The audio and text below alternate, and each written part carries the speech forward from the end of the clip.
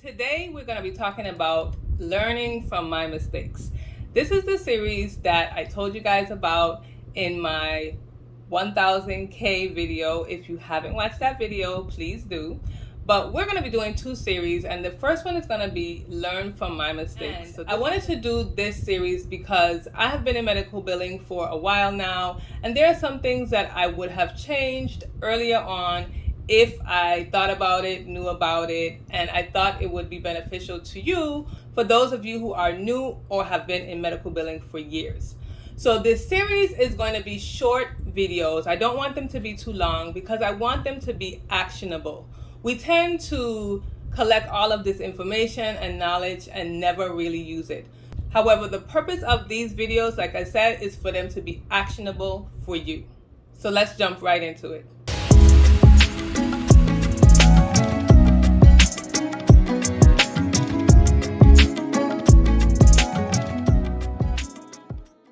Welcome back, and welcome if you're new. My name is Tamika. I'm a certified professional biller and a certified professional practice manager. Today's video is going to be about asking questions. It may sound so simple, and you may say, you're going to do a whole video about asking questions, but you're correct, because asking questions is the number one, what I feel is the number one thing that you need to do when you are a medical biller. Now, like I stated earlier, I've been in medical billing for a while now, and if you haven't watched my video about my medical billing journey, I'm going to link it above so you can watch that after you watch this video. But I bring that up because I was taught through someone teaching me for 2 weeks how to do it. She taught me some things, we wrote it down, and I just started to do the medical billing. However, I really didn't feel comfortable because I just didn't really understand why I was doing certain things. I just was actually doing the things that she told me to do. It was like these robotic steps that you first do this, you put the name here, you put a date here, you do this, you do that. But I really didn't understand why I was doing it. And that is why I tell you to ask questions, ask questions, ask questions. Now, when she was teaching me, of course, she said, do you have any questions? Do you need to know anything else? But me just trying to learn, just wanting to do it, was like, no, I got it, everything's okay, I got it. And then when she left, I didn't have it.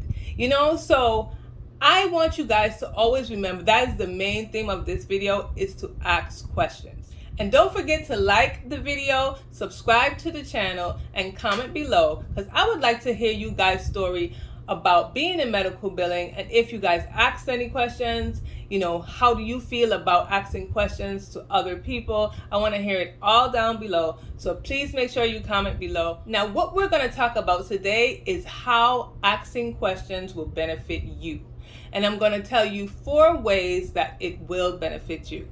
The first way is that it will help bring clarification to you about a specific topic or a specific area.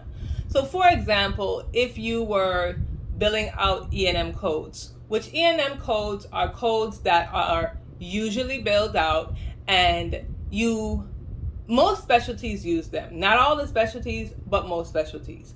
So if you were unclear about why we're using an E&M code, why we're using that level of an E&M code, or just any type of question when it refers to that, you keep getting back rejections or denials when it's an E&M code is used with another procedure code, and you just want to know why that's happening, because as a biller, you're not the one who's choosing the codes, but you are the one who's receiving back the rejections or the denials, and you need to know how to handle them.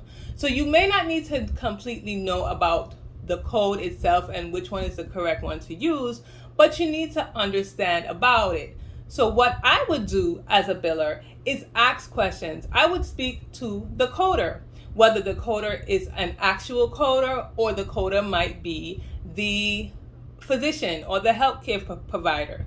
So if you have a question about any of the codes, any of what is used and on the claim form and what's being billed, you need to make sure that you ask questions so that you can be clear about why you're actually billing out this particular code, so that you will not be getting rejections and denials, and you can continue to bill clean claims. Then there is correcting errors. It will help you to correct errors. So for example, if you need to put a modifier on a particular code. Again, you may not be the one choosing the modifiers, or in some situations, you may be the one choosing the modifier, but you need to know that this is correct. The way that you're billing it is correct. Now remember, different payers have different ways of billing out codes, and you need to know that. But when you ask questions, you figure out, well, okay, I know a modifier 25 can go on an E&M code if you are doing it with a procedure on the same day, but I need to make sure I'm using it in the correct manner. Sometimes certain modifiers get used incorrectly because people just say, well, I'm going to use this code so that I can get this procedure paid. And they might not have the documentation, they might not have done what was needed to have that modifier put on. Again, that might not be your responsibility to choose the modifiers or choose the codes, but you do need to know and ask questions to the person who is doing it, if it's not you, to make sure that they understand when to use this particular modifier for a code. So you would then go to, again, the coder or the provider and figure out, this is when you use it. I have this documentation. It states that you use it here and there. And this is when you're using it. Is it correct that you're using it this way? Do you want to put on this modifier? Do you want to use this? So you ask questions. You just don't continuously take things the way somebody tell you. You want to make sure that it's done correctly. So asking questions will make sure that you don't have any errors and that things are going out correctly. Then you have the fact that if you ask questions, you can understand what others are thinking and improve how the practice works. So let me give you an example. I had a provider who always billed out a specific code for a circumcision. And if I didn't pay attention, because now this is a new provider, so I didn't really know what he used, what method he used to do his circumcisions, because there are different methods. So if I didn't know that, it was my duty to ask the question, how do you do your circumcisions? What do you use? I showed him the code. Is this the correct code? Are you sure you want to use this code? And he said, oh, I've just been using this code at my other office for the longest, so I've still been using it.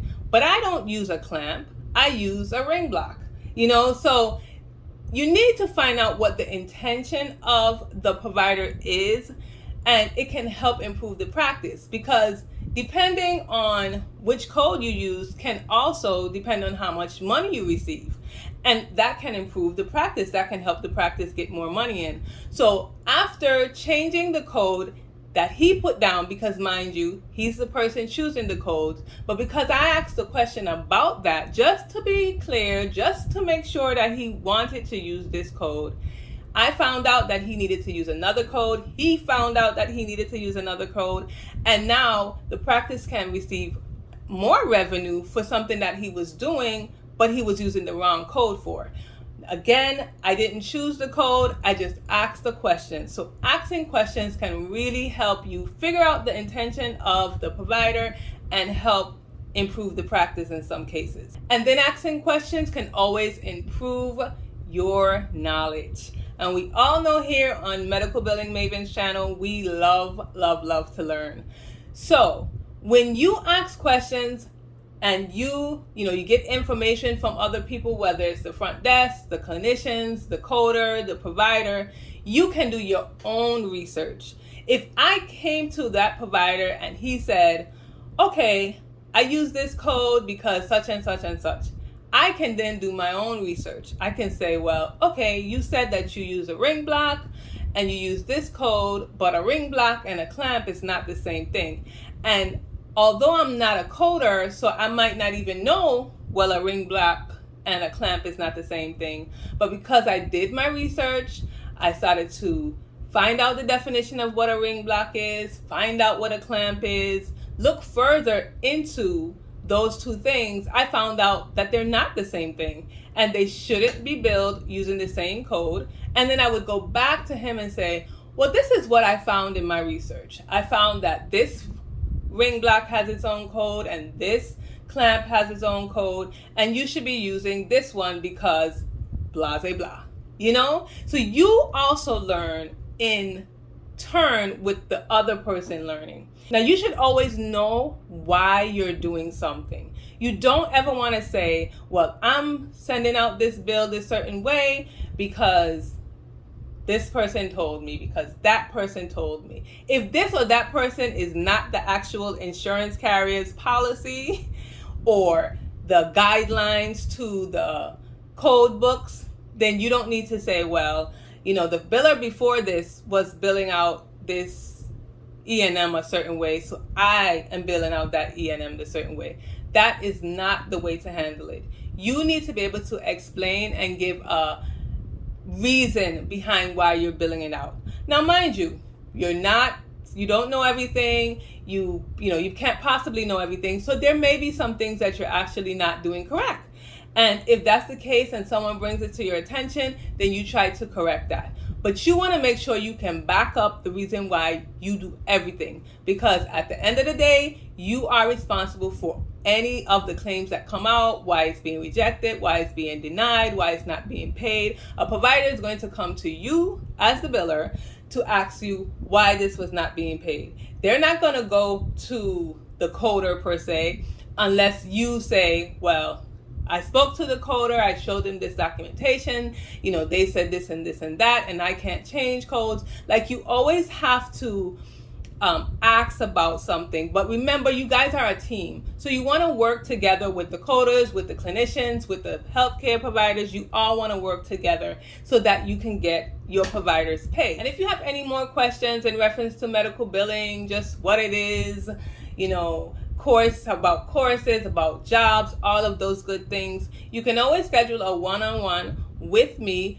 The link is in my description, so I would love to talk to you. And make sure you check out my latest live where we talked about deciding on which type of medical biller you would like to be. So thank you for watching, and I'll see you in my next video.